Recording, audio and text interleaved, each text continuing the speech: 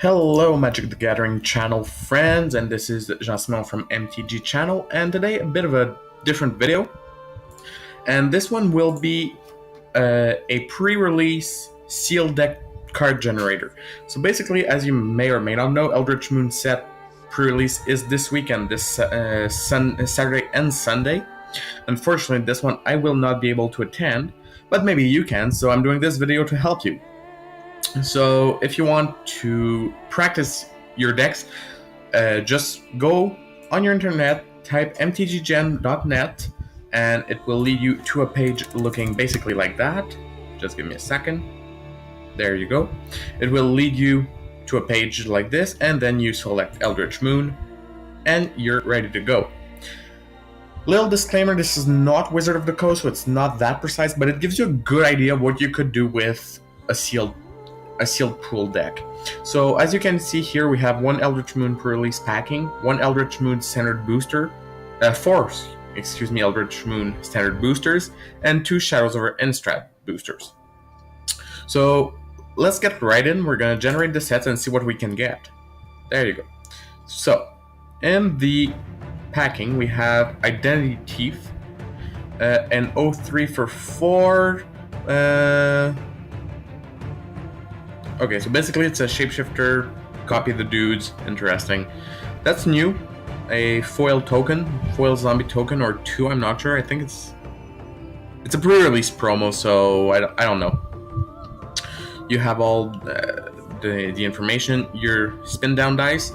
If it's your first pre-release, I strongly suggest that when you get your box, you actually take a second to read this, and it'll give you a very good idea of what on how to build a sealed deck. So let's get right into the packs. I'm gonna sort them by rarity. So we have Nibelus of Frost, 3/3 flying prowess for 4. As I can tell, very good card. So Nibelus of Frost, playable. Courageous Outrider, playable. Vampire Cutthroat, 1/1 for 1 lifelink Skulk, very good in draft. Repel, it's pretty conditional, but it can be good. If you're not playing against a human deck, it's perfect. Alright, that's a bit expensive for what it does. Borrowed Grace, Escalate, so you can choose both, and then I guess you pay one in a white and you choose beyond. So okay, it's decent. You can basically, it's a boost, so that's decent. Exultant Cultist, when it dies you draw a card, perfect. Lunarch Mental, okay, decent. So pretty good pack. There's already right there a potential blue-white deck. I could see it drop maybe blue-black Dimir, but that would be what you prefer playing. I personally always have a preference going for Azorius, so white-blue, but that's just what I like to play. Let's move on to the second booster. Oh, okay, some very good things here. Thalia Heretic Cathar. That settles us most likely in either mono white or Azorius. I personally love the artwork. But a 3/2 for 3 first strike, they is very good. So, and non-basic lands enters the battlefield tap. Personally, that's very good. The flip card, I personally would not run this, but I'm not a big fan of Eldrazi, so maybe you are, maybe you will play that card. I personally wouldn't. So going on the idea for Azorius, we also have Chilling Grasp, which is, as far as I can tell, it's basically Crippling Chill, but you don't draw a card, but whatever. Choking Restraint, enchant creature, can't attack or block. Alright, that's good. That's very good for a blue-white control deck. Alright, that's as far as I can see right now, the humans in this set are really working around Eldrazi. So I personally don't see why they redid Eldrazi again. They just finished it with Oath of the Gatewatch. They could have moved on, but apparently not. That pack more okay. It's decent, but it's not. It's far from perfect. Iskanograph Widow. Okay, we have a legend, a mythic 3/5 for 4 or for 5. Sorry. Delirium. I'm not sure about this card. It's a bit weird. Alright, so that's good for a one-time shot. A Lunar Force. That can be good. Displace. Okay, as far as I can tell, Displace is basically doing a blink, and the blink. I'm just gonna show the card. Just give me a second. So basically, it does a bit like that card here. So it allows to. Will it clarify? Yeah, remove target creature you control from the game, then return to play under its owner's control. So basically, allows you to enjoy interesting effects. So okay, that's not bad. Wow, this pack is really weak. Basically, Terrarion, if you want to have some mana fixing, I guess. Wow, this pack is not excellent. I mean, you've got a Mythic, but it's not really playable in draft, and other than that, there's not much else. Displace, I guess the best card in this pack would be Displace, but I don't see what you could do with the rest. Yeah, no. This pack, not really. Let's move on to the next pack. The same, and Decimator of the Province. 7/7 for 10, Emerge, a Mythic. Emerge. Okay, that can be good. Okay, so basically you're doing a massive boost. So that's what you want to do with that. Okay, fair enough. I would not play it, especially on draft for 10 colorless mana cost, but maybe in Constructed it'll see some play. Cold Shieldmate. I would play that. Faith Unbroken. I would play that card actually. So the more I'm seeing the packs, the more I'm starting to really think that best we could do with this draft or this sealed pool, would be a mono white. But I don't know. I'm not really mono white, and I don't see how mono white could really help us in a pre-release because it's extremely peaceful, which is not the point in pre-release. Turn aside. Okay, that's not bad. If you're playing a mill deck, I guess you could mill yourself, throw cards in the graveyard, and play Spontaneous Mutation for Flash, and then chant an opponent's creature. Where, okay, I could see that working. I could. Pretty good pack. Oh, right now I see Vessel of Paramnesia. I love this card. Very good card. Oh! Okay, so as you can see, that is the perfect example. That does not happen in real life. I mean, the odds of getting Sarngrim Nemesis and Arlen Cord in the same pack, just getting 2 Planeswalkers in a single pack, are, I don't know, 1 and extremely low. So this pack would be absolutely awesome to crack, but I doubt that you could do anything with it. Sorngrim Nemesis, I guess you could. Yeah, you could potentially, if you play Azorius or you decide to go for mono white, you could splash it. But for what? Well, it does pretty good, so I guess you could. Arlen Cord, with what we had for now, it's out of the question. I mean, we're not even close to playing red green, and splashing for a 4-color deck, very bad idea. But Spectral Shepherd, very good. Tooth Collector, good. Press for answers. Piece of the Puzzle. Vessel of Paramnesia. Quite a few good cards, actually. Um, yeah, I guess we could play the. Yeah, we could play with this pack. And Shard of Broken Glass. Mill yourself, I'm not sure. I'm not sure of that mechanic. And, oh, again, another rare Thing in the Ice, which this one we could clearly play. Very good card. Allows you to basically bounce everything that's not horror to their owner's hand, and it flips into a 7/8. Good luck taking care of that. Fortified Village. The rare lands in this set, I don't know if they're ever going to see real play. Manic Scribe, very good card. And an Uninvited Guest. Interesting card. Press for Answers, Survive the Night, very good card. Play. You know, if somebody cracks that like new Emrakul or stuff, you have a 1/1 Death Touch. Survive the Night, give it +1/+0, indestructible, and you're good for until the end of turn. So I guess you could play that.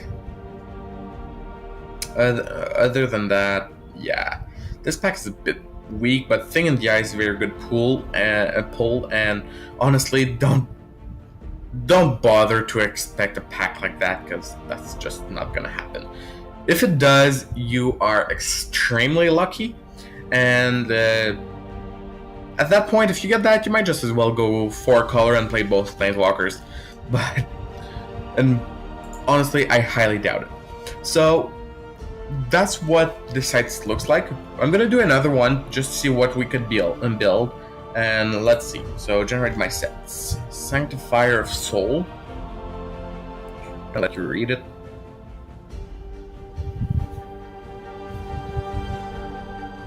Decent, I guess. Alright, rarity.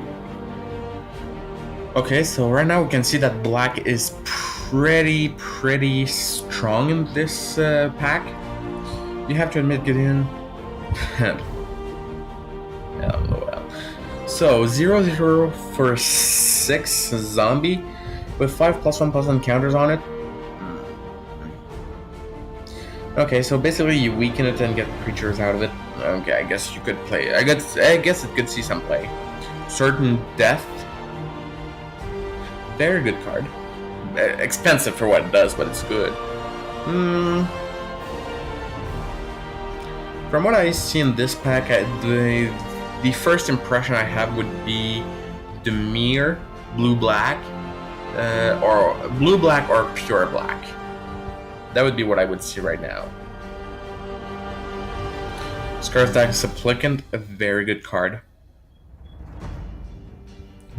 But to play pure black, you've got to be. You need to not be afraid of losing your own life. So, for instance, beginning you play this card, Skarsdag Supplicant, 2/3 for 3, pay a black, tap it, discard a card, and everybody loses 2 life. So, if you're already at a life disadvantage, don't do that. But it if you're higher, you're like at 20, and your opponent's already a little down, well then play that, and that's good. Lupine Prototype, I'm sorry, but this card is extremely horrible. I don't even know why it's so rare. It's a 5/5 for 2, but it's extremely conditional because it can't do anything unless a player has no card in hand. In pre-release, it's a 1v1, so either you don't have any cards or your opponents don't have any card. And that's pretty unlikely to happen, so I wouldn't play that card for hell. Prying Questions. I would play that card. I would.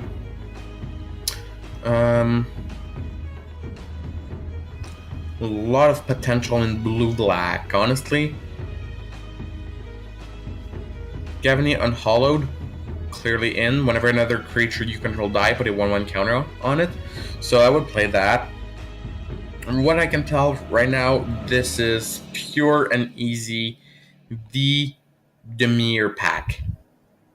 So you build Dimir out of it. Elder Deep Fiend, Flash 5/6 for 8, Emerge. Meh, not really a fan of that idea.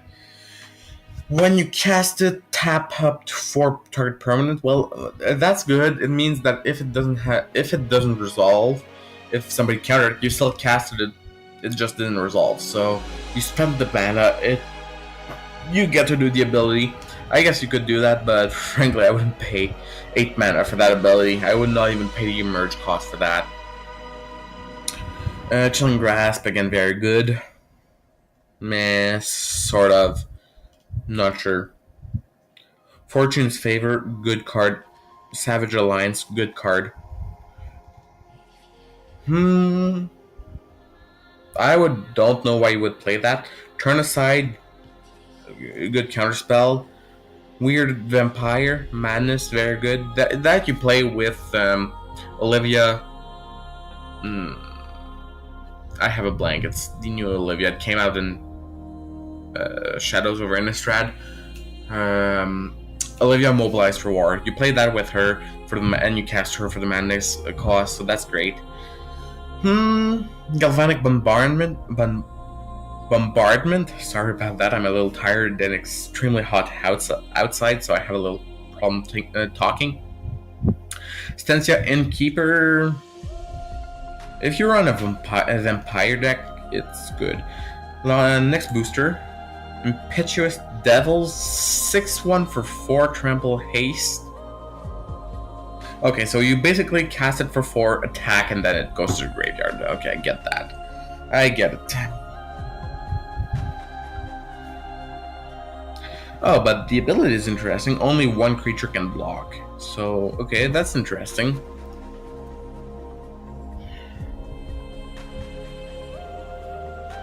Sorry, I'm extremely tired. Here we have Rise from the Grave. So basically just bounce back creatures to the battlefield. Okay. Okay, that's interesting. Put target creature card from a graveyard, so it doesn't have to be yours. Okay, so that's interesting. You have here. That is a pretty useless pack for Demir, but I don't know. Maybe it would see some things that are good. Shadows of Innistrad, Soul Swallower, meh, screen. Okay, that ability is actually awesome.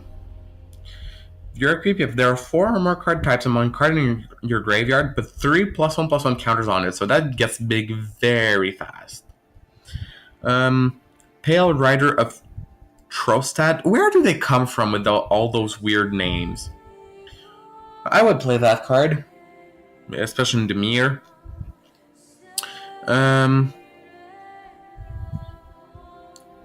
That's expensive for what it does. Pieces of the Puzzle. Merciless Resolves. Uncaged Fury. Explosive of Paradise. Very good cards. And Drogskull Cavalry. Sinister Concoction. Meh. Okay, green flip card. So-so. The Geist would be good. That is good. Stalin of Ashmouth. Good. Insolent Neonate. Very good. So what I would see from this deck would be a blue-black with maybe a splash of red. So that would be up to you. But that's what I would do. So anyways. That's what I would do. So if you're going to go for your first pre-release, I recommend doing 5, 6, 7, 8, even maybe 9, 10, 10 generator of these, and then you'll have a pretty strong base knowing what you want to build for that deck. I discovered this one, little hello to MTG headquarters, which I found out this site through his video, so I'll have a link in the description if you want to go look through his channel. He's got a bunch of Magic the Gathering products opening. So yeah, that's it for that. Don't forget to subscribe, hit that like button. There's in the description, there's going to be the link for this video. Don't hesitate to click on it.